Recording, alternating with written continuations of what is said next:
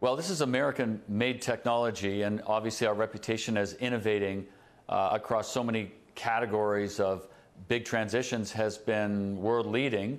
But in the area of ground transportation, in the area of high-speed rail, there is no real American technology. So as a LA-based company that's grown from a garage and building towards 500 employees this year, 260 right now, in less than 27 months, we're demonstrating that we can really build something new, something different by bringing the brightest minds together, providing them with the capital and tools required to make this happen. And the answer to your question is, we can do this in the United States if we collaborate with governments, if we work and support and get the support from regulators, so we can actually dovetail with existing transportation programs and write a few new rules for Hyperloop. And I think those two things are the conversations we're having here as well on Capitol Hill.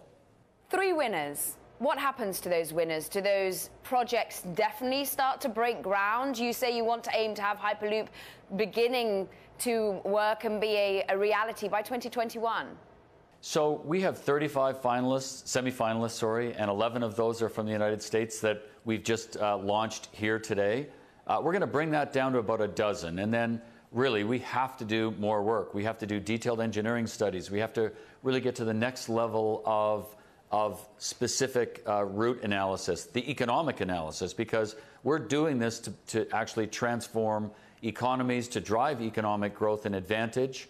And there's a little bit more work to do with those 12 finalists, but then what we do want to do is when we find governments that are supportive, we're working with a route that actually makes good sense for us to build that first production system. We're going to try to help finance that. We're going to continue to deliver the value that our team is bringing in working together with regulators and governments, and obviously designing the technology to solve real-world transportation problems. So we are going to try, as we go to 12 finalists and then down to the final 3, pick a route that makes sense, pick a route that can be financed, and pick a route that can be built very quickly. That's going to get us to a system in production in 2020 to 2021, and we are very, very encouraged and hopeful that 1 or 2 of those could be right here in the U.S. How close is the technology? Because also today you're announcing you're finishing the tube installation, but that's 500 meters. We're talking of lengths of routes of up to 1,000 miles here. How quickly can you prove the technology really does work?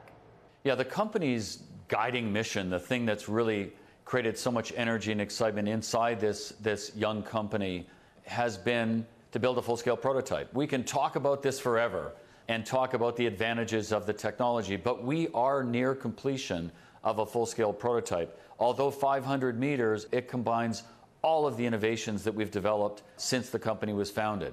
Custom-designed electric propulsion system, a tube that allows us to remove most of the pressure and therefore resistance, the pods that will carry either cargo and people, the control system that allows us to actually manage very high-frequency pods. Now, we're going to accelerate really quickly and decelerate really quickly inside that 500 meters. That's not what you and I will experience as we move to a production-based system.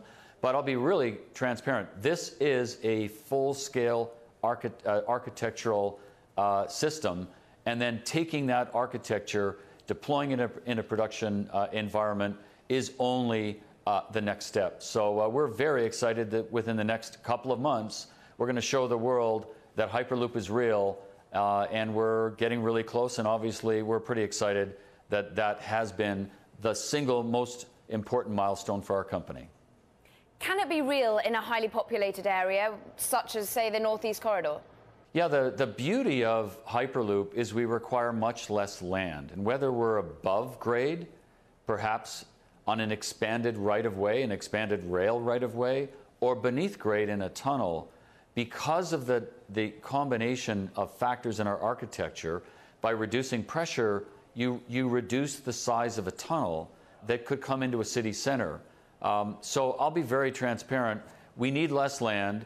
We can be 2/3 the cost of high-speed rail, 3 times as fast. And in our analysis and what we've been sharing today with experts from around the world, we can deliver 2 to 3 times the economic benefit of any other mode of transportation. That's on the efficiency of economy, the ability to create very large labor pools between different centers and major cities.